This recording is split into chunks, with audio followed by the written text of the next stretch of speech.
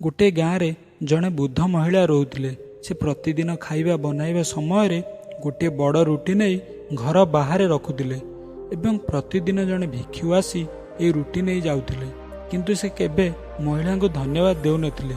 से केबे कहूतिले जहाँ खराब करिवो सेटा तम सहित रहिबो एवं जहाँ भल करिवो सेटा तम पाखक फेरी आसिबो। यहाँ प्रतिदिन शुणी महिला बहुत विरक्त होइगले। से भाबुतिले जे भिक्षु मोर रुटी नहीं जाउथुआ बेले केबे मते धन्यवाद देउनाही। एक दिन महिला मनरे किछि आसिला एवं से बड़ रुटी रे विष मिसाई बाहर रखिबाकू जाउथिले।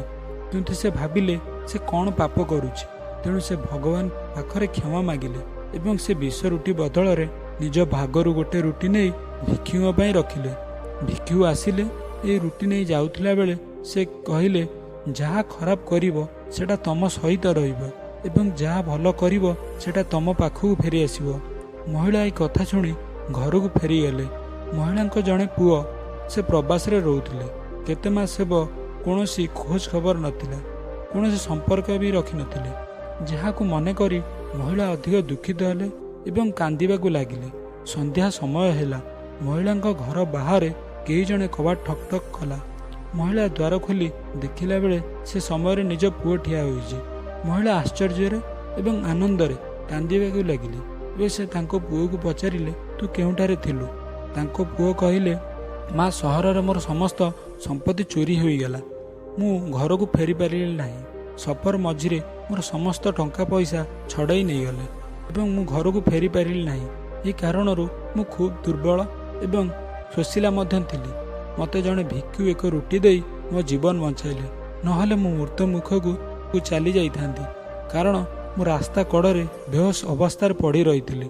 कारण मु बहुत दिन है किसी खाई नथिली। महिला भिक्षुंकर अवस्था पचारिबारु महिला बुझीगले से सही भिक्षु जे प्रतिदिन एठारे रुटी नहीं जाउछि। महिला ए विषय बुझी बहुत दुखित होई अंतर्मनरु कांदिले। से यह भाबिले जदि आज भिक्षु को विष मिसाई रुटी देई थांते ताहले से केबे निज पुओ को आ देखि पारि न थांते। कारण आ स्पष्ट जे भिक्षु रुटी नहीं निज पुओ को देई ता जीवन रक्षा करथिले। महिला भिक्षु को ऊपर रागिले नहीं, बरं से यार अर्थ बुझिले जे मनुष्य जहाँ करे से तार फल सबुबेले मिले। से भाबिले सते भिक्षु सठिक कहूथिले।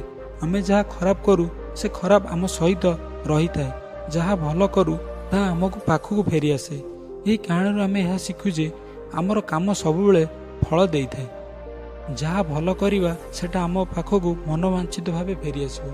तेणु से बुद्ध महिला आज भल कर्म करने द्वारा निज पुओ को पाखर पाई खुशी रे रहिले।